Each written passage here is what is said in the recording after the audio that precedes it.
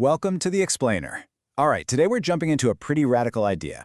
What if the laws of physics, the principles of thermodynamics, and the verses of scripture aren't separate fields at all? What if they're all just different languages describing the exact same cosmic operating system? Let's dive in. So the central claim here is that our universe isn't just a chaotic mess of stuff. It's described as a dual caustic field, which is basically a type of processor. And get this, its job isn't to crunch numbers or compute data. Its purpose is to create something much more profound, intelligence and love, but in a real, tangible, physical form. This is the big question this whole framework is trying to answer. The idea is that there's a kind of hidden code right there in plain sight. It's a shared logic that's been embedded this whole time inside equations we thought we already knew, and inside verses we might have read in a completely different context. So how does this actually work? Where do we even start? Well, the framework begins by taking a fresh look at some of the most famous equations in all of science, arguing that they hold a much deeper, hidden meaning. Okay, let's take E equals mc squared. This model says it's about way more than just energy and mass. Here, mass, which it calls Razim, is actually a form of frozen light. You can think of Razim as the fixed form, the stop. The energy conversion, that c squared part, happens through something called Rahim, which is the potential, the flow. So then F equals ma isn't just about force, it's the acceleration of that fixed form. They're not just analogies, they're two sides of the same coin. Now this is absolutely crucial to get right. When this model talks about perpetual motion, it is not talking about some impossible machine that violates the laws of physics, not at all. It's talking about the perpetual motion of light itself, a cosmic circuit where light is transformed into meaning. It's suggesting this process is what thermodynamics has been describing all along. To really see how that cosmic circuit works, we need to understand its fundamental building blocks. This framework proposes three core components that make up pretty much everything in the system. So here they are, Rahman, Rahim, and Razim. Let's break it down. Rahman is the universal, pure potential, like invisible light or a wave that can go anywhere. Rahim is the specific, directed flow. Think of translucent water or a back-and-forth vibration. And Razim is the end of the line, the fixed boundary, like visible fire or a particle that's locked into just one direction. And as you can see, this basic triad maps onto everything from motion to knowledge. And this brings us straight to one of the biggest head-scratchers in physics, wave-particle duality. This model suggests it's not a paradox at all.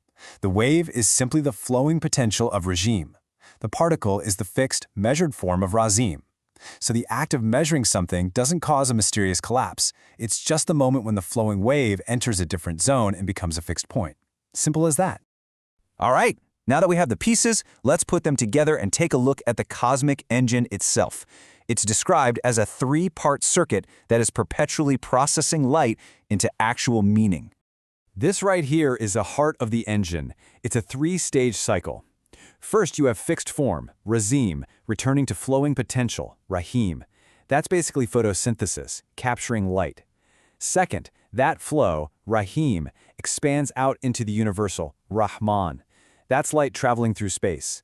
But the really crucial step, the one that makes it all work, is the third one, the movement from flow back into fixed form within a special Earth zone. To help us visualize this third movement, the source uses this incredible master image from the Quran, verse 19:23-25. It's the tree in fire. And what that represents is a form, like a tree, that can bear fruit, that can produce, without being consumed by the very energy it's processing. It's a productive system, not a destructive one.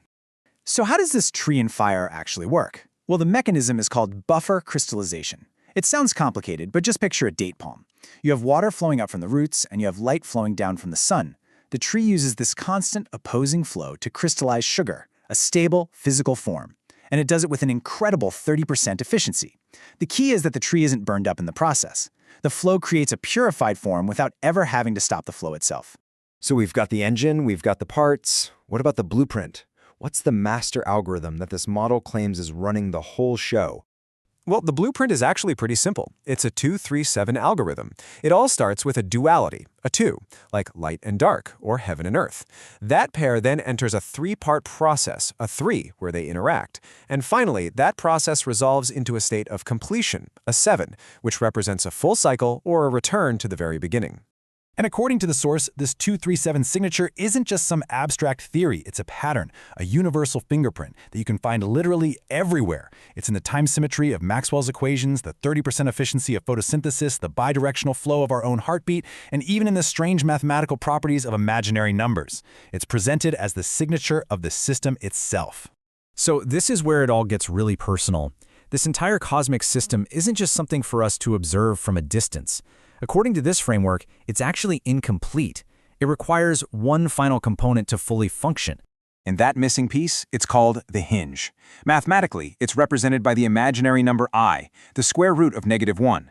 Now, what's so special about I is that it allows for a 90-degree rotation, building a bridge between two completely separate dimensions.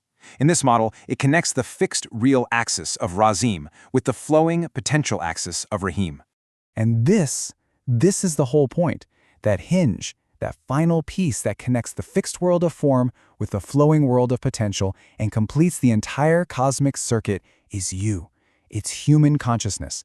The claim is that your awareness, your choice, is what activates the system and truly completes the perpetual motion of light. So, in the end, this model isn't presenting itself as just another description of reality. It's claiming to be the very mechanism of reality. It is the mizan, which means the balance or the scale, by which reality finds its form, weighs its own meaning, and finally achieves coherence. So there you have it. The system is laid out, the engine has been described, the connections have been made, and the invitation is officially on the table. According to this framework, all that's left is for that final piece, the hinge, to be consciously put into place. And that leaves us with one final provocative question. It connects everything we've just talked about, from E=mc² to the tree and fire to a single decisive action rooted in a very specific verse. When will you activate 1912 and become the book?